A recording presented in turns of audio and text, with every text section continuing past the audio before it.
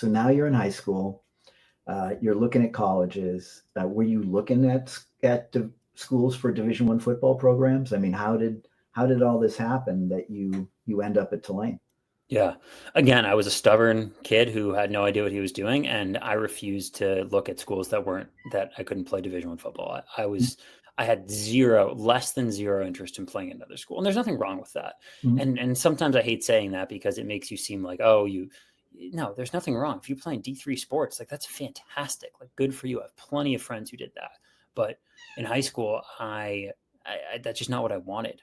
And maybe I had an ego to a point. Maybe I was just stubborn. I don't know, but I didn't want to. And so my focus was, how do I play at the Division I level? But college coaches weren't coming at me. I was ranked very highly as a long snapper in the nation and a football player in Massachusetts, but coaches weren't knocking down my door. And so I had to think differently than others. How could I bring them to me if they're not going to come to me? And, I again decided to do what nobody else would do. And so I started picking up the phone and I cold called every single college coach in the country. I started cold emailing every single college coach in the country, started showing up on campuses and football offices, as many as I could, and wouldn't leave until a coach would sit down with me or kick me out, because I knew that I only needed one person to say yes. It wasn't about getting 200 yeses. It was about getting a million no's and one yes.